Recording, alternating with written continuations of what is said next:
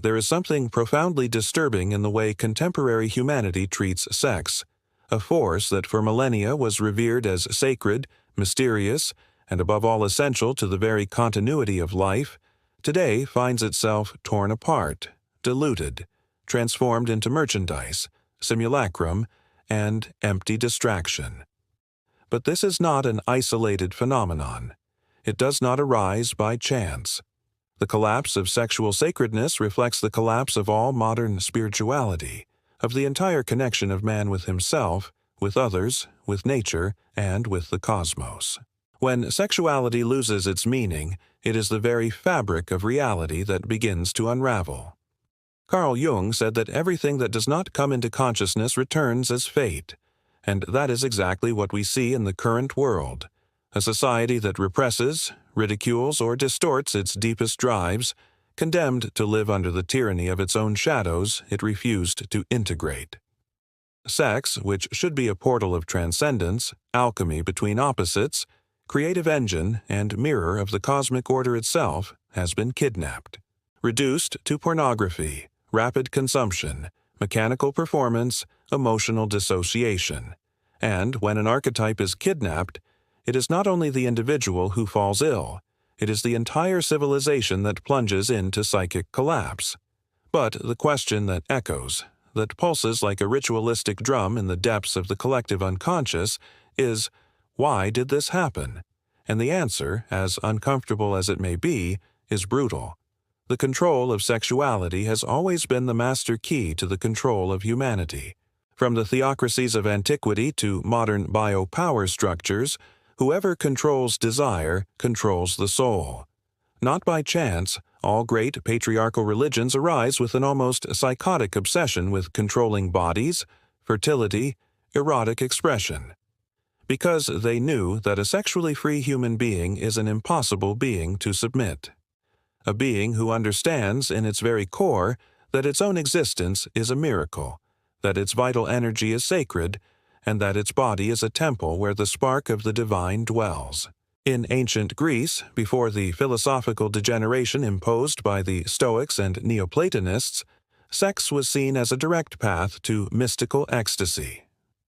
In Dionysian rituals, men and women entered altered states of consciousness through dance, wine, and carnal union, dissolving the boundaries of the ego, symbolically returning to primordial chaos where everything fuses and everything recreates. In Egypt, the concept of Mahat, the cosmic order, included the balance of sexual forces as part of universal harmony.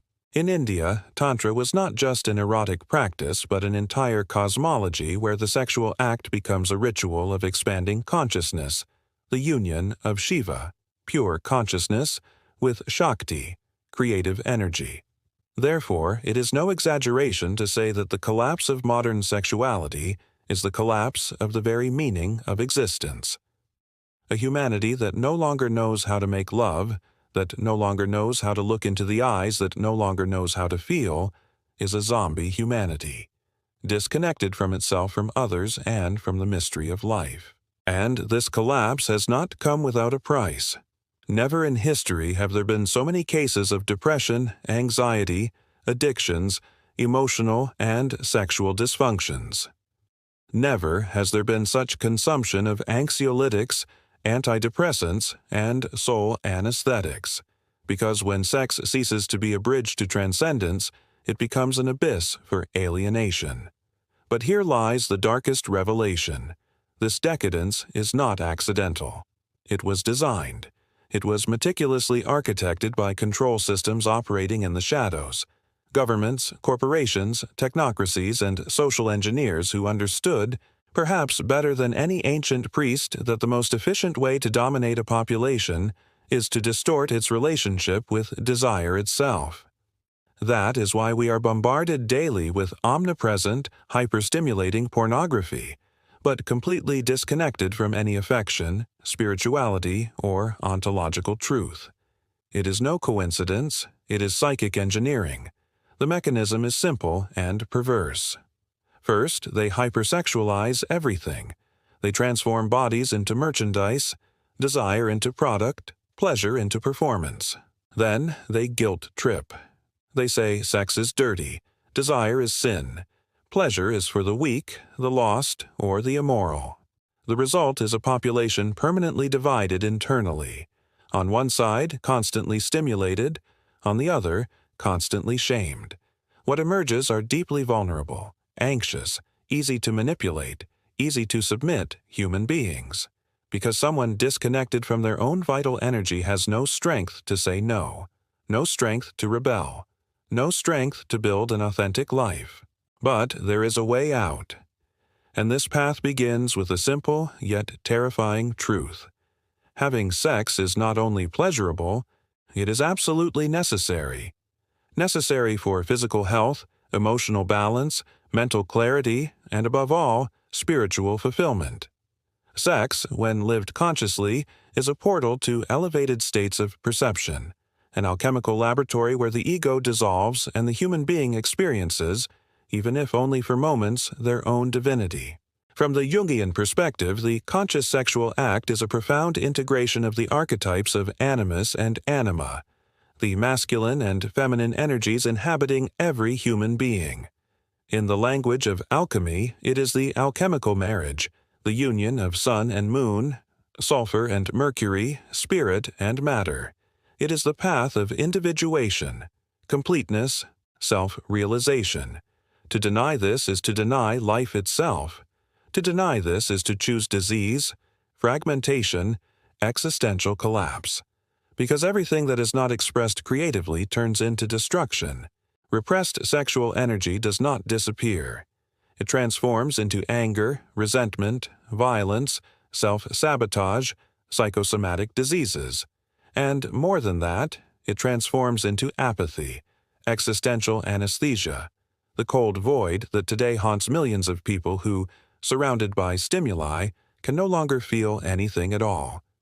The return to sacred sexuality is not a romantic option, not an esoteric luxury, not a whim of those seeking alternative spirituality.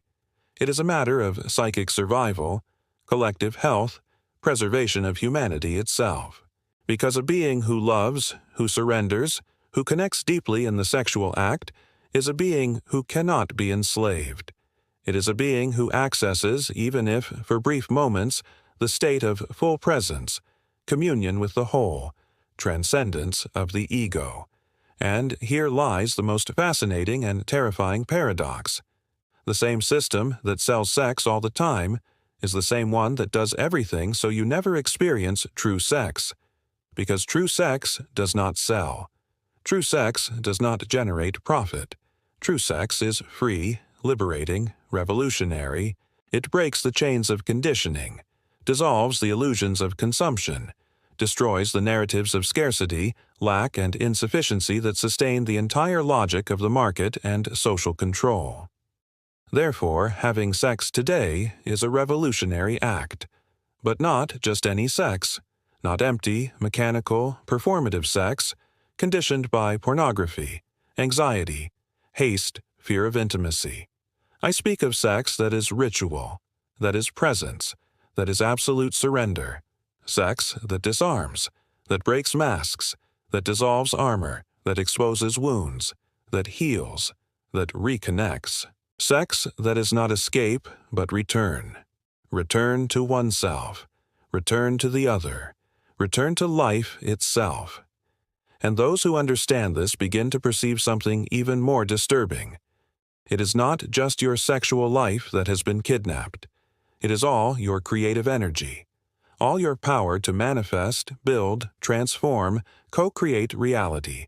Because deep down, sex is only one expression of the most fundamental force of the universe, Eros, the energy of desire, the force that moves planets, makes seeds sprout, ignites stars, makes blood flow through veins, makes the heart beat. To deny Eros is to deny existence itself.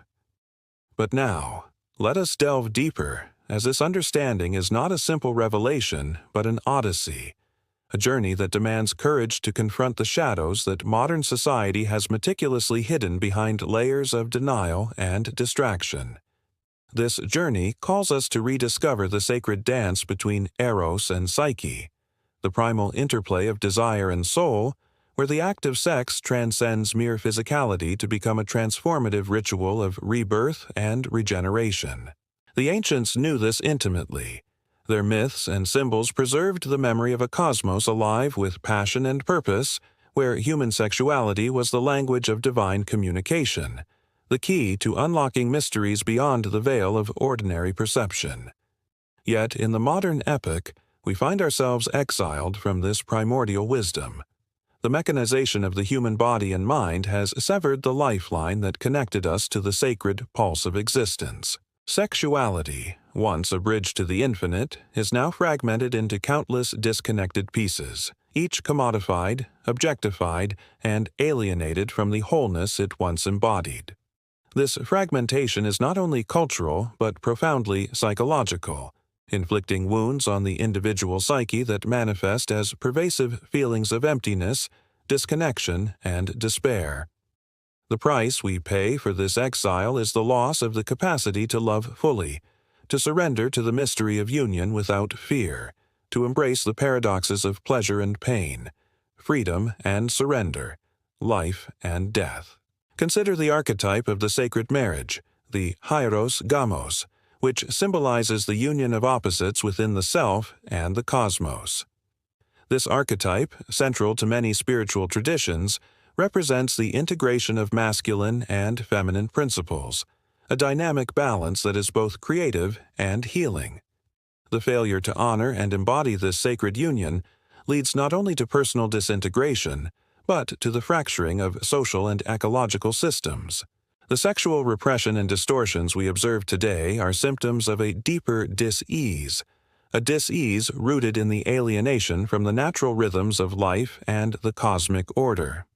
Furthermore, the weaponization of sex by powers that be functions as a tool of domination and control, subverting the transformative potential of sexuality and turning it into a source of anxiety, shame, and confusion. The omnipresence of hypersexualized images and narratives serves to fragment desire, perpetuating cycles of craving and dissatisfaction that distract from authentic connection. This psychic fragmentation feeds the machinery of consumerism and ideological control, as individuals lose the capacity to discern their true needs and longings from manufactured wants. To reclaim the sacredness of sex is to embark on a path of healing that encompasses body, mind, and spirit.